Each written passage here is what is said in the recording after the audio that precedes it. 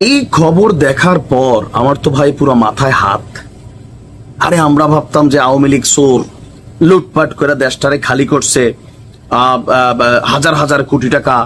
এখন শুনি অন্তর্বর্তী সরকার মানে ইউনূসের সরকার গত 8 মাসে বাংলাদেশ থেকে 90,000 টাকা না কোটি টাকা পাচার হয়ে গেছে এই সরকার ক্ষমতায় আসার পর।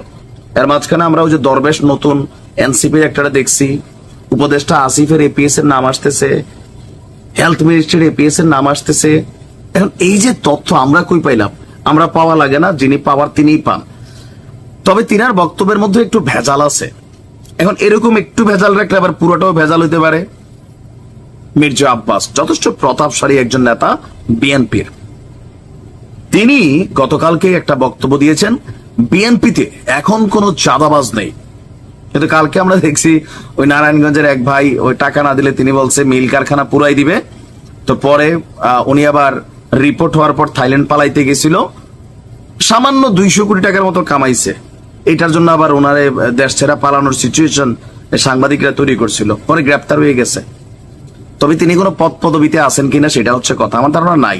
কারণ মির্জা আব্বাস ভাই যেহেতু বলছে বিএনপিতে কোনো চাঁদাবাজ নাই, বুঝেই বলছে, তাই না? ছোটখাটো নাম বেচে, এরকম নাম বেচে অনেকে হইতে পারে, সাবেক কমিটি নাই, অনেকদিন হয়েছে, দাবি করতেই পারে। আচ্ছা যাই হোক, আলোচনা অন্য জায়গায়। তিনি বলছেন যে আওয়ামী লীগ দেশ থেকে হাজার হাজার কোটি টাকা পাচার করছে, এটা সত্য।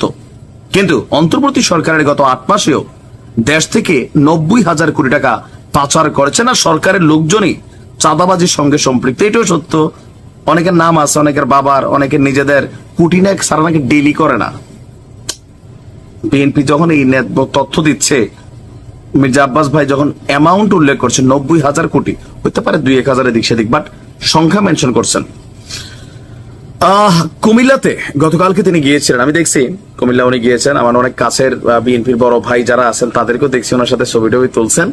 যাই হোক, কুমিল্লা নগরীর শিল্পকলা একাডেমি মিলনায়তন ভবনে বিএনপির বিভাগীয় সদস্য ফরম বিতরণ অনুষ্ঠানে গিয়ে তিনি বলছেন যে আগে বিএনপির শত্রু ছিল আওয়ামী লীগ, এখন আমাদের অনেক শত্রু হয়ে গেছে।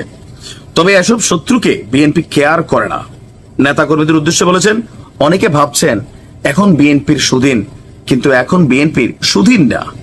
আমাদের দল এখনো ক্ষমতায় আসেনি, ভারপ্রাপ্ত চেয়ারম্যান তিনি বিদেশে আছেন, তাই কেউ উল্টাপাল্টা করে দলের ভাবমূর্তি ক্ষুণ্ণ করবেন না। এই লাইনটা খুবই জরুরি ছিল, খুঁজতেছিলাম এই লাইনটা কই আছে, যাক পাওয়া গেছে। যেমন অনেকগুলা ঘটনা, যে এক মহিলার গরু বিএনপি নেতা নিয়ে গেছে, বাসুর নিয়ে মহিলা আদালতে হাজির, কিন্তু প্রেক্ষাপট কিন্তু আরেকটা কাহিনী আছে। মানে এই মহিলারে টাকা দিয়ে লোন দিয়া গরু কিনা দিছিল, পরে গরুর টাকা টোকা দেয় না দেখা ওই বেটা গরু নিয়ে চলে গেছে বিএনপির স্বেচ্ছাসেবক দলে। তো সেই দলের একজন লোক, পরে মহিলা বাসুর নিয়ে গেছে, তিনি আবার বহিষ্কার হয়েছেন। অনেক ঘটনা প্রতিদিন বাংলাদেশে ঘটছে। আবার যে পুলিশ জনগণের বন্ধু, এটা ভাইবা যুব দলের এক নেতা, তিনি ওসির ওয়াকি টকি, তো জনগণের টাকা দিয়ে কিনা না নিতেই পারে হয়তোবা। মানে ওসি সাহেবের ওয়াকি টকি নিয়ে তিনি মাঝখানে চেয়ারে বসছেন, সম্মান দিছে ওনারে পুলিশ। এরপরও একদল লোক বলবে পুলিশ জনগণের বন্ধু ভাবে না। বিএনপি ক্ষমতায় আইছে, যদি ক্ষমতায় থাকতো তাহলে বানতাম। আজকে যদি এখানে বসতো, কি কয়, হ্যাঁ সার্জিস, তাহলে ভাবতাম ভাই দেখেন পুলিশ জনগণের বন্ধু, এটা মাঝে মাঝে প্রমাণিত হয়। তো তিনি ওয়াকি টকি নিয়ে, সরকারের টাকা মানে আমার টাকাই তো সেই জন্য ওয়াকি টকিটা নিয়ে বসছে, এটা বিচার করে দিছে। এইটা নিয়ে হ্যাটার্সরা আবার কি জানি লেখে ফেসবুকে, এরকম হয়। বাট এগুলো বন্ধ করতে হবে, হ্যাঁ, নাহলে দলের ভাবমূর্তি নষ্ট হবে। হুট করে বিএনপি ক্ষমতায় চলে যাবে, পরিবেশটা কিন্তু এরকম না। যারা বিচক্ষণ মানুষ, অন্তর্দৃষ্টি আছে, তারা কিন্তু বুঝতে পারতেছেন জামাতের নিবন্ধন নাই। আগামী মাসে একটা ডেট হয়েছে ফিক্সড, আওয়ামী লীগ তো নাই, এখন মাঠে আছে বিএনপি।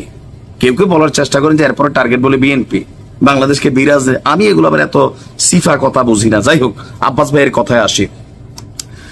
অনেকে বলেন যে তিনি বলছেন, অনেকে প্রশ্ন করেন তারেক রহমান দেশে আসে না কেন। আমি তাদের বলবো তারেক অবশ্যই দেশে আসবেন, সময় হলে আসবেন।